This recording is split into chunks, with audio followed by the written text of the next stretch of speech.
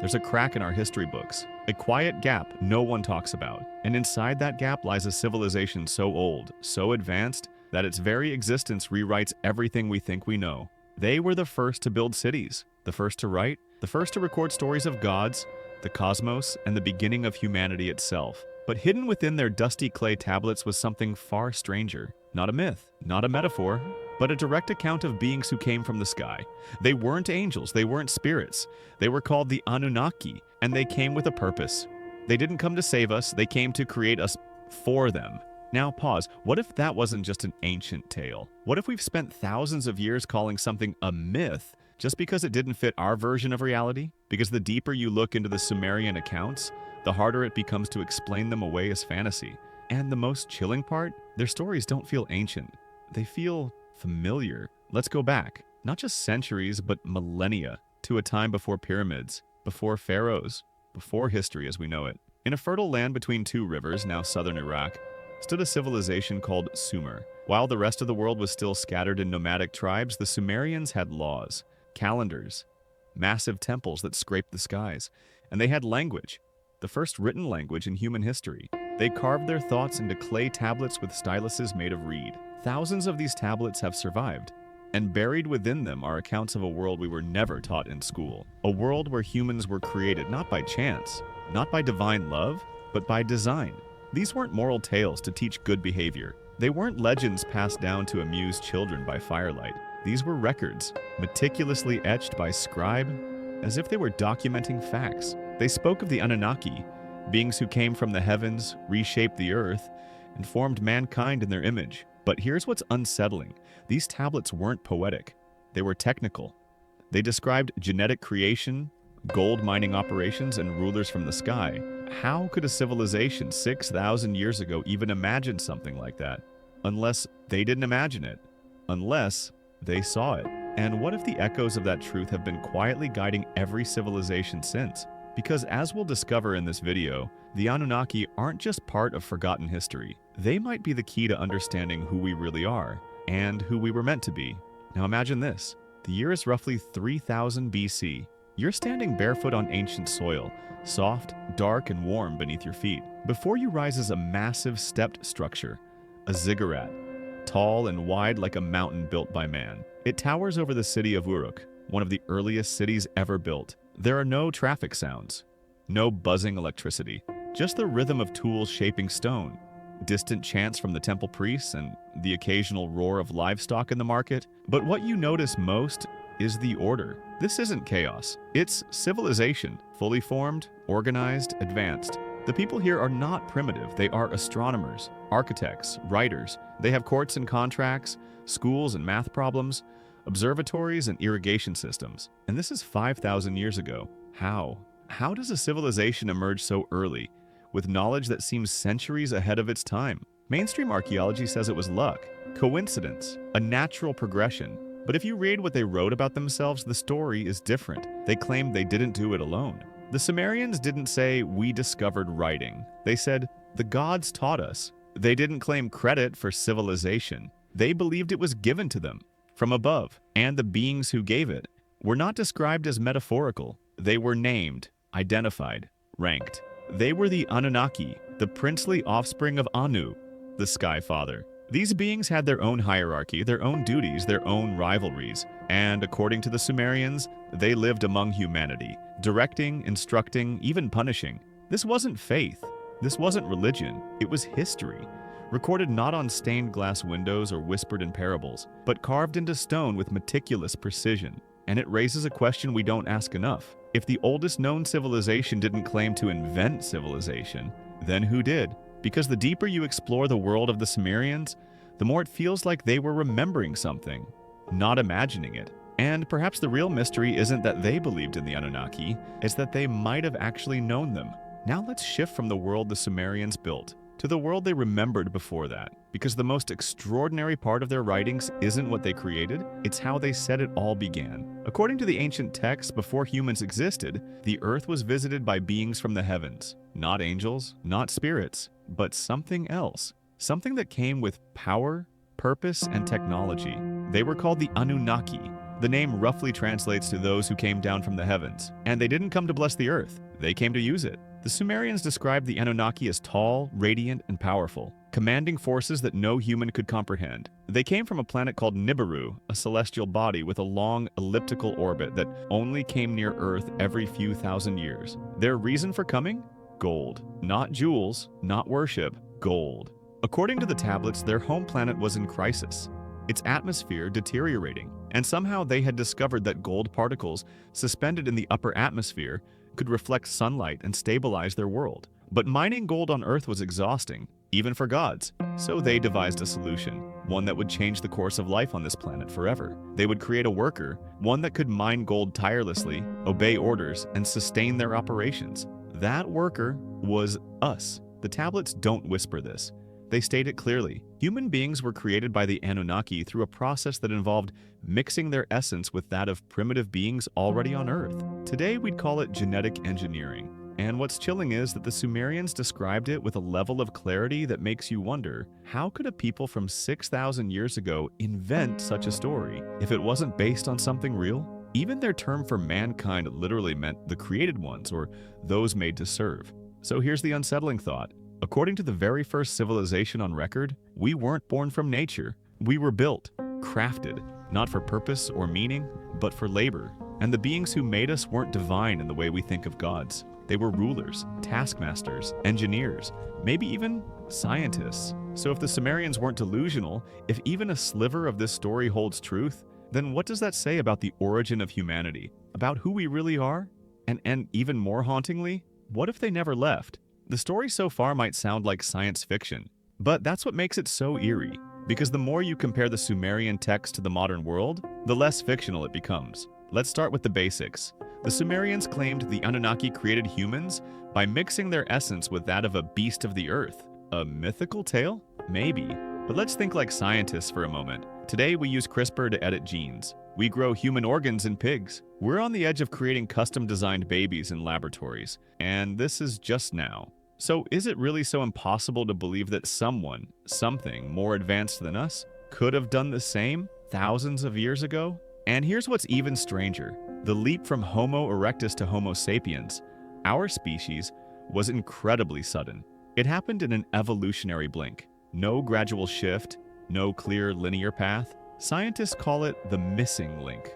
An unexplained jump in intelligence, creativity, and structure. Isn't that exactly what the Sumerians were trying to explain? That something interfered and elevated us? And what about their knowledge of astronomy?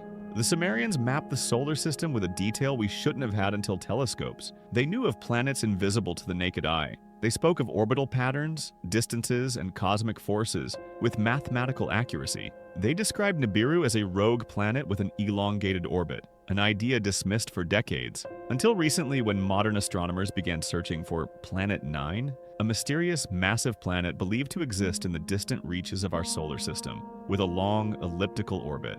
Sound familiar? But it doesn't stop there. The Sumerians spoke of sky ships and flying gods, tablets of destiny that held all knowledge, weapons that could flatten cities. To a modern ear, that sounds like drones, data drives, and nuclear weapons. Yet these stories come from people with no metal airplanes, no internet, no modern tools. So how do we explain this? Coincidence?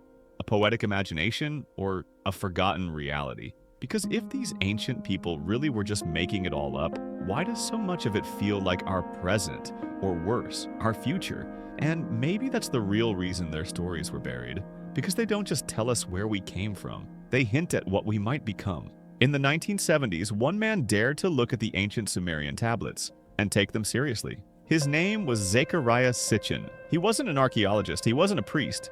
He was a historian and linguist, fluent in ancient languages. And what he found would get him banned from academic circles, ridiculed by scholars, and worshipped by truth seekers. Sitchin believed the Anunnaki were not myths. They were real beings, flesh and blood, highly advanced, and not from this world. He spent years painstakingly translating Sumerian tablets, thousands of them, and what he uncovered was chilling. He claimed the text didn't speak in metaphors or divine symbolism. They spoke of celestial mechanics, planetary migrations, and genetic experimentation.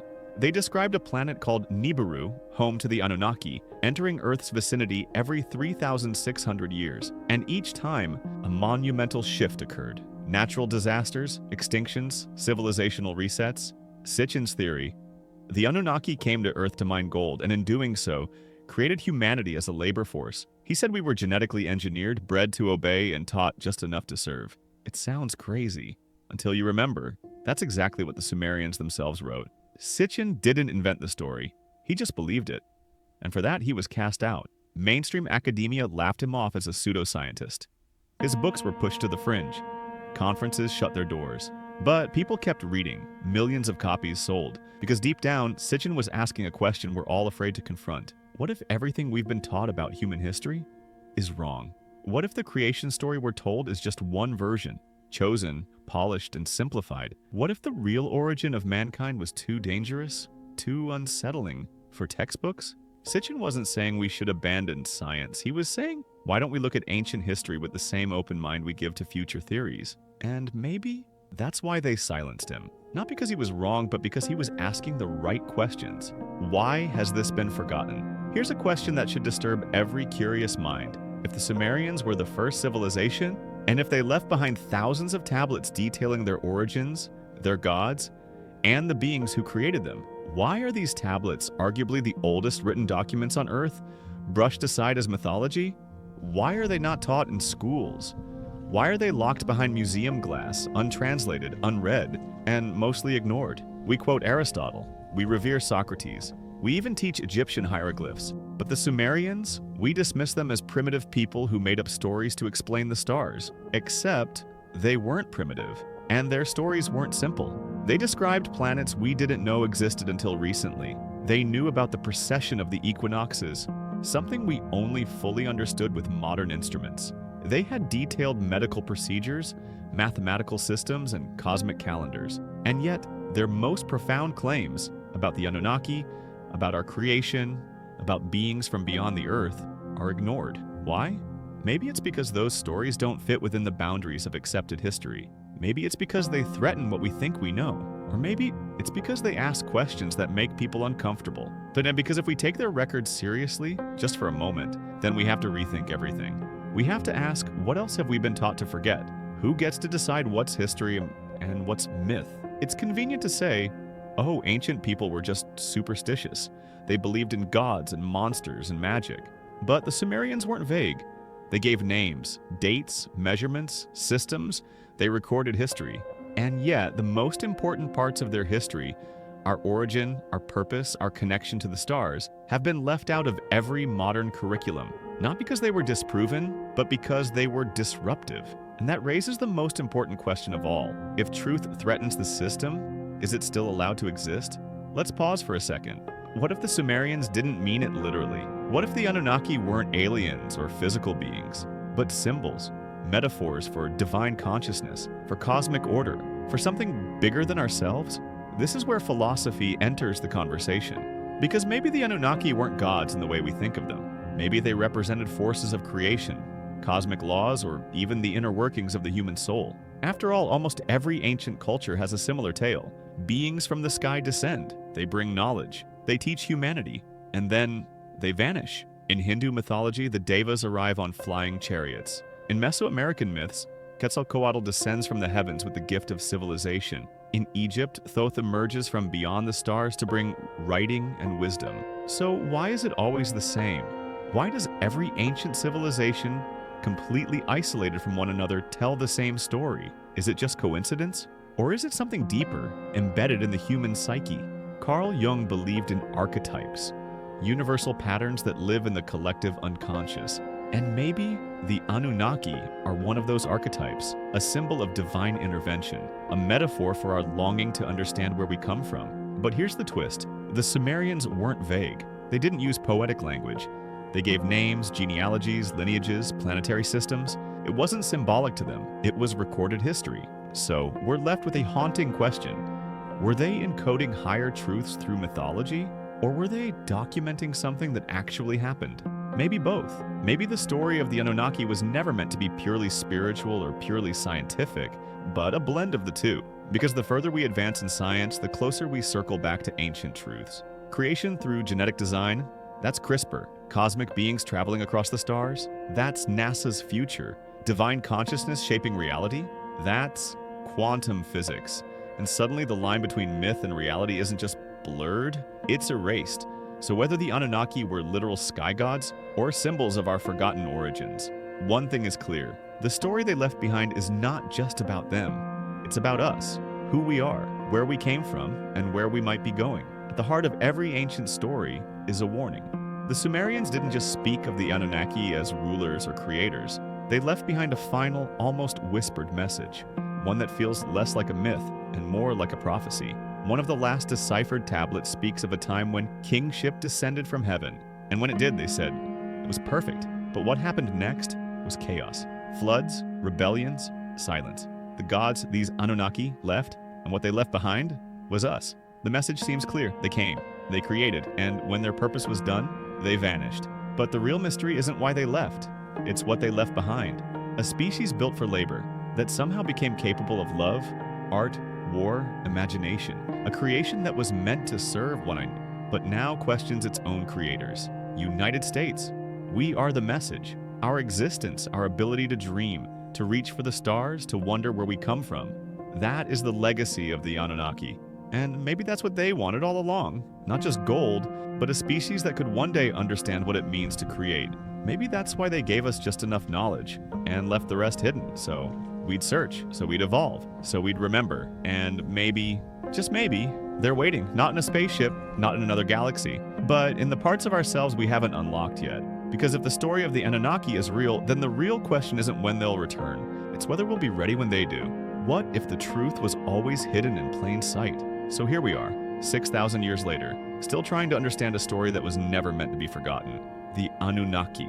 Were they gods, aliens, symbols, or something else entirely? Maybe they were all of the above. Maybe the greatest trick history ever played was convincing us that the oldest records we have were just myths. But you've seen the patterns. You've heard the echoes across Sumer, Egypt, the Maya, India. Different cultures, different continents, telling the same story. A story of creation from the stars, of beings descending from above, of knowledge given, then hidden, of a message buried in stone, waiting for someone to listen. The question is no longer, did the Anunnaki exist? The real question is, why were we never allowed to ask? Because the truth, the one hiding just beneath the surface of our accepted history, doesn't just change how we see the past, it changes how we see ourselves. So the next time someone laughs off ancient myths as superstition, ask them this. If the first civilization said we were made by something greater, why are we so quick to call them liars? Maybe the truth isn't lost. Maybe we just stopped looking. If this video made you question everything you thought you knew, then the next one will take you even deeper. Because once you understand the story of the Anunnaki, you start to see the patterns they left behind. Like how the number 7 appears in nearly every ancient culture, every sacred text, every hidden code. So if you want to uncover what they may have tried to tell us about divine patterns, universal law, and our true potential, watch the next video. Why the number 7 keeps showing up in every ancient civilization. It's not a coincidence, it's a message, and you're just starting to hear it.